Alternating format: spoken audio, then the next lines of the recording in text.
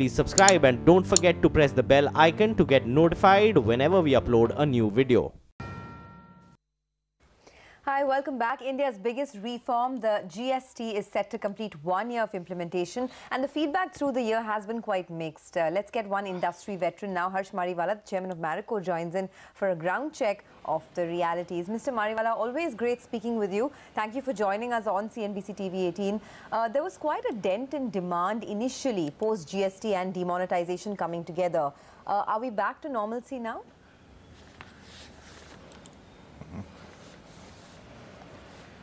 I would say that initially there was some trade destocking in the month of June 17 after the GST was launched, or prior to GST being launched, and that had its own impact. But I think if you ask me today, are you back to normal, I would say that by and large, yes. I think all the sectors, at least definitely in FMCG sector, is back to normal.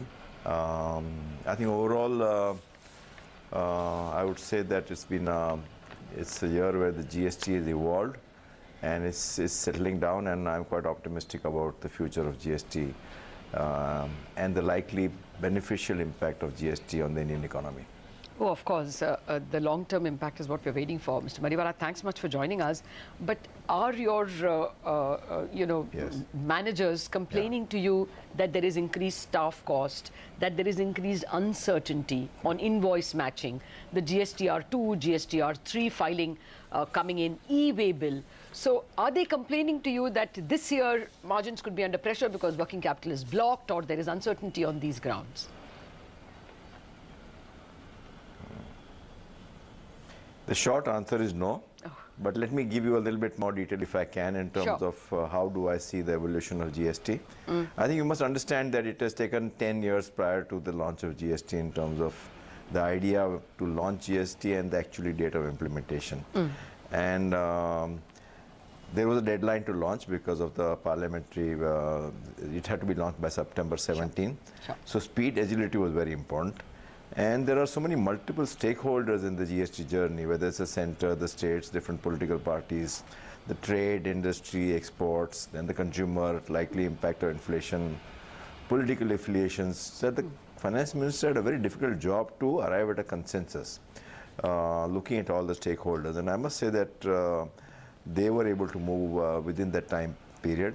So speed, agility was important. And I think one has to view the GST journey in that context, and a lot of people are saying that there should be only one rate, or I think you have to see that India is quite complex, and I think that whatever the finance minister did at that time was the best he could have done. But he has tried to resolve, not only the finance minister, but the whole finance team, GST state councils, GST council, as well as all the support staff.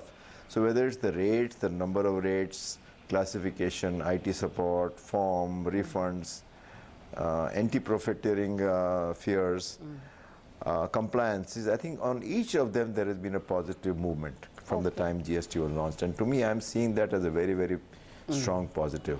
So now that year so it has evolved over a period of time. The government has been very open. Sure. No, sir, now that year one is out of the way and the initial hiccups are out of the way. I think the government has been very responsive. Sure, sir. Go ahead. Sure. Yes. Yeah, go ahead, yeah. No, so what is year two looking like in terms of, growth for the industry? So I would say that things are almost back to normal. So a lot will depend on the growth in the economy and how the economy fares. So the negative impact of GST is gone now. We had to go through that learning curve.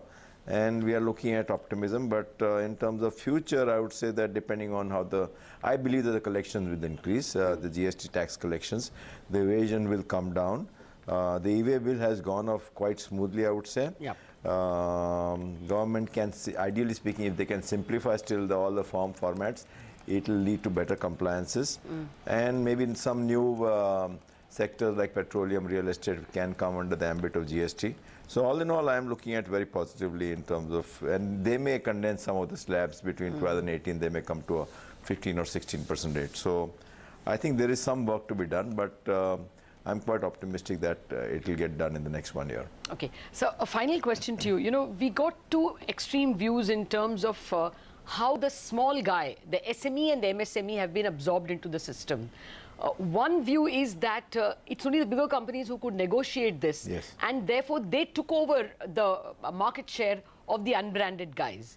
The other view was that a lot of the raw material is supplied by the SME and the MSME, and a lot of large companies have handheld the SME into the formal sector. What's your experience? Has more of MSME come into the formal sector, yes, or has the formal sector grabbed market share from informal?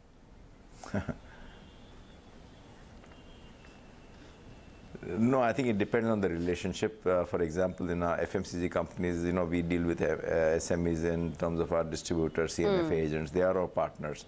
So we have to hold their hands, you know. Okay. When it comes to some SME who's your competitor, then you may grab that opportunity and grab higher market share.